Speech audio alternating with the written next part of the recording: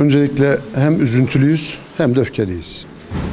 Çünkü bir meslektaşımızın, bir öğretmen arkadaşımızın, bir okul yöneticisi arkadaşımızın bir veli tarafından darp edilmesi, evlatlarıyla birlikte yere yatırılması ve bu anlamda tekmelenmesi kabul edilebilir bir şey asla değil.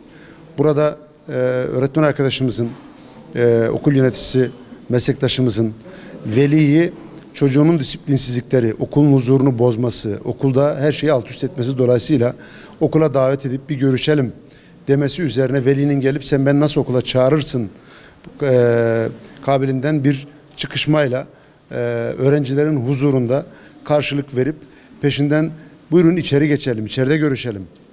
Öğrencilerin huzurunda konuşulacak bir konu değil.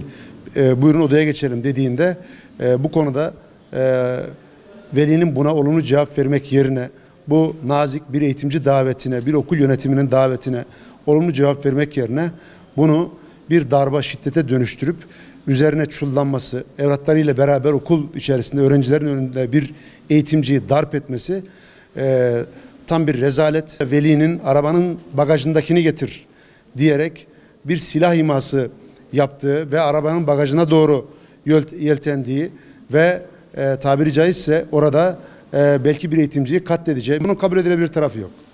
Bu konuda mutlaka ama mutlaka bir yasal düzenleme gerekiyor. İşi bu tip arızaya bağlayan tipler için kamu hizmetinden mahrumiyet gerekiyor. Bunlar kamu hizmetinden mahrum bırakılırsa şayet bunun bedelini öderlerse, bu tip saçmalıkların bedelini öderlerse bu toplumda eğitimciye şiddet uygulanmayacağını, kamu görevlisine şiddet uygulanmayacağı konusunda bir kanaatin, bir anlayışın kabul edilmesi ve benimsenmesi açısından son derece önemli olacaktır. O yüzden bu konudaki ortadaki yasal düzenlemelerin olmayışı, bu tip saçmalık, bu tip aymazlık yapanların, bu tip küstahlı ve kabalaşanların, vandalların 2 dakika gidip ifadesi aldıktan sonra tekrar serbest bırakılıyor olması bunu cesaretlendirmektedir. Serbest bırakıldıktan sonra yine eğitimci arkadaşımızın, okul yöneticisi arkadaşımızın yanından geçiyor. Dolayısıyla sırıtarak adeta. Şimdi burada ortada bir tuhaflık var.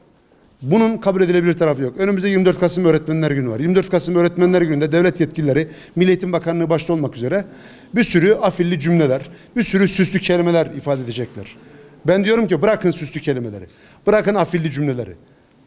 Yani bir Necmettin öğretmenimiz gibi bir öğretmenimiz daha mı hayatından olsaydı? Allah muhafaza. Dolayısıyla bu konu müteahhit defalar yaşanıyor. Aylık ortalamaya birkaç öğretmen düşüyor. Dolayısıyla burada bir şey net olarak kendini gösterir. Orada şudur. Bir an önce bir yasal düzenleme gerekiyor. Öğretmenlik mesleği saygın bir meslektir. Bu konuda velilerin gelip teşekkür etmesi gerekirken en acısı da öğrencilerin huzurunda gelip bunu darp ederek bir öğretmenlik mesleğinin itibarını yerlere serecek şekilde rezalet çıkarmış olmalarını kabul edilebilir bir tarafı yok. Ben hocamıza tekrar geçmiş olsun diyorum. Biz meslektaşımızın, hocamızın sonuna kadar yanındayız. Bu konuyu kesinlikle karşılıksız bırakmayacağız.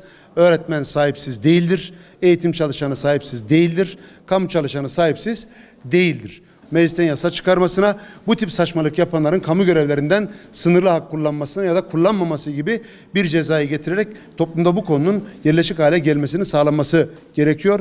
Bütün illerde ortalamaya bakarsanız her ilde bir şiddet vakası var ve bu artık kanıksanıyor, normal bir şeye dönüşüyor.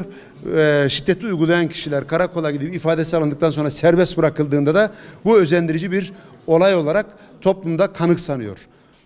Bu tip bir saçmalığı yapan insanın bir defa bedelini çok ağır ödüyor olması gerekir ki bu tip bir şeye cesaret edecek ya da aklından geçirenin aklını başına alması açısından bu son derece önemli.